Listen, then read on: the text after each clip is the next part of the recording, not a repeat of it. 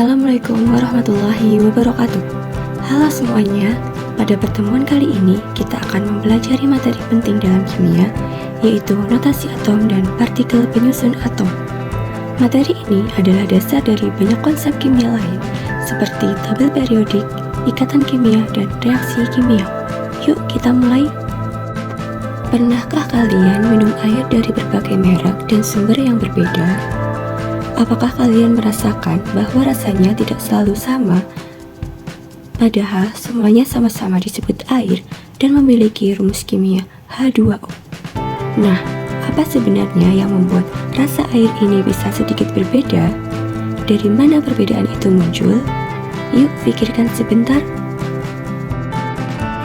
Perbedaan rasa air ternyata berasal dari kandungan mineral yang ada di dalamnya. Masing-masing merek air memiliki sumber mata air berbeda, dan air dari tanah membawa serta mineral seperti kalsium atau Ca2+, magnesium atau Mg2+, dan natrium atau Na+. Mineral-mineral inilah yang memberi karakter rasa yang berbeda, meskipun rumus kimianya tetap H2O. Nah, mineral itu apa? Mineral berasal dari unsur, dan unsur tersusun dari atom. Itulah mengapa kita perlu memahami bagaimana atom disusun dan bagaimana notasinya dituliskan. Tujuan pembelajaran dari materi ini adalah mendeskripsikan struktur atom beserta muatannya. Yang kedua, menuliskan notasi atom dari suatu atom atau ion. Dan terakhir, menentukan isotop, isobar, isoton, dan isoelektron dari suatu atom. Atom merupakan partikel terkecil penyusun materi. Dahulu, atom dianggap sebagai partikel terkecil yang tidak dapat dibagi lagi. Namun, penelitian modern menunjukkan bahwa atom masih tersusun dari partikel subatomik, yaitu proton, neutron, dan elektron.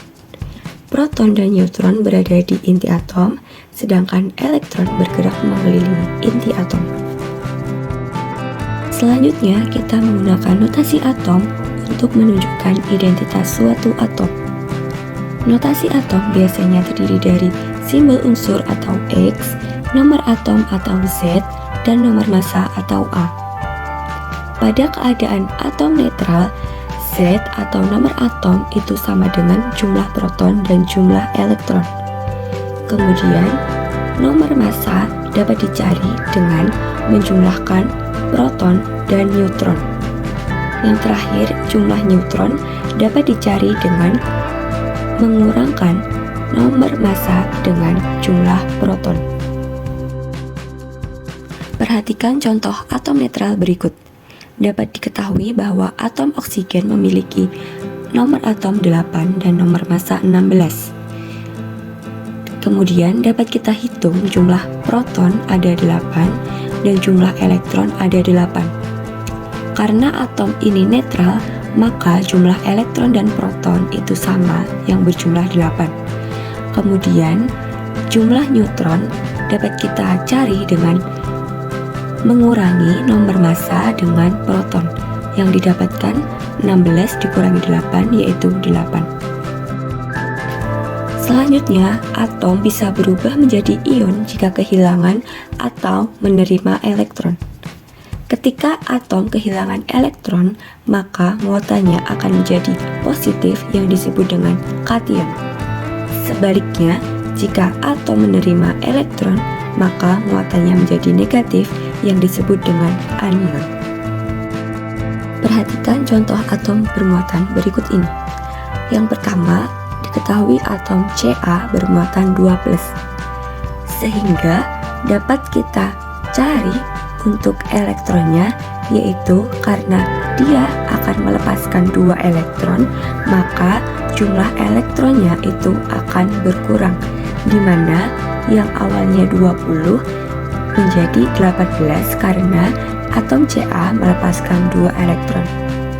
Begitu pula dengan atom S yang bermuatan 2-, dia akan menangkap 2 elektron sehingga elektronnya yang awalnya 16 akan berubah menjadi 18 karena dia menangkap 2 elektron.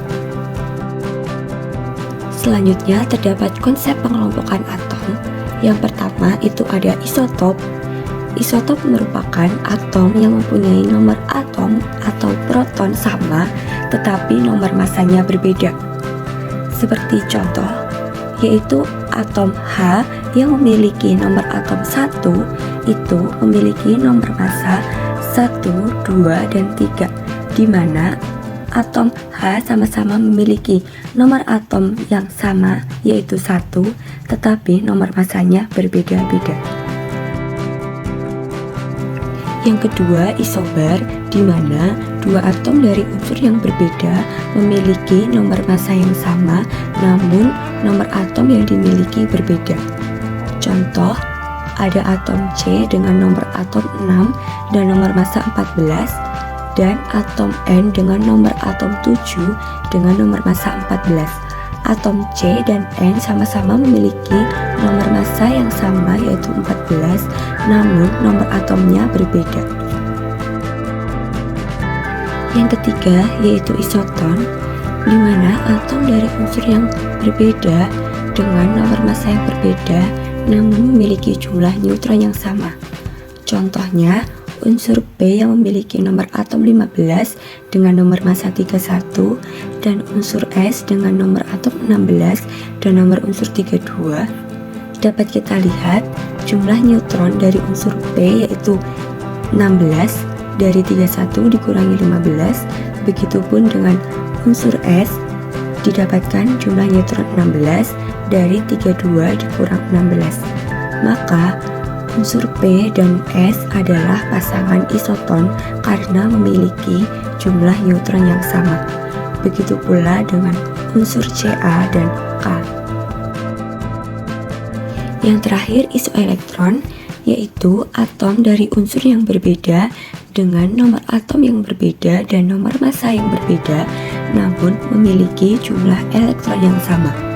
Contohnya, unsur S dengan nomor atom 16 bermuatan -2 dengan unsur Cl dengan nomor atom 17 yang bermuatan -1, maka dapat dihitung bahwa jumlah elektron dari unsur S adalah 18 karena dia menangkap 2 elektron, sedangkan unsur Cl juga memiliki elektron 18 karena dia menangkap 1 elektron. Maka unsur S dan Cl adalah pasangan isoelektron karena memiliki jumlah elektron yang sama dengan perbedaan nomor atom dan nomor massa yang berbeda. Dari materi ini, kita dapat menyimpulkan bahwa atom terdiri dari inti atom yaitu proton dan neutron dengan elektron yang bergerak mengelilingi inti atom. Yang kedua, notasi atom dapat menentukan identitas setiap unsur. Dan terakhir, variasi partikel dalam atom seperti perbedaan massa, neutron atau elektron dapat menghasilkan hubungan isotop, isobar, isoton, dan isoelektron. Sekarang kita masuk ke simulasi dengan menggunakan pet Colorado pada Build an Atom. Di sini kita bisa menambah atau mengurangi jumlah proton, elektron, dan neutron. Kali ini kita akan menyusun unsur nitrogen. Yang pertama, kita menambahkan jumlah proton terlebih dahulu. Nitrogen memiliki nomor atom 7 sehingga memiliki proton berjumlah 7. Jadi, pada bagian proton kita geser sampai angka menunjukkan 7. Begitu mencapai 7, maka tampilan di samping akan otomatis memberikan simbol unsur N karena jumlah proton yang menentukan identitas suatu unsur. Kemudian kita menambahkan neutron. Nitrogen memiliki nomor massa 14 sehingga neutronnya adalah 7.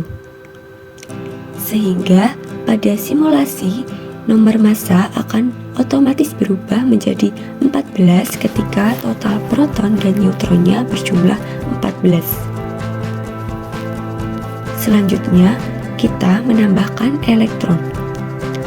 Kita geser pada elektron sebanyak 7 karena jumlah proton dan elektron itu sama karena atomnya adalah netral dan jumlah proton itu sama dengan elektron, maka jumlah elektronnya adalah 7.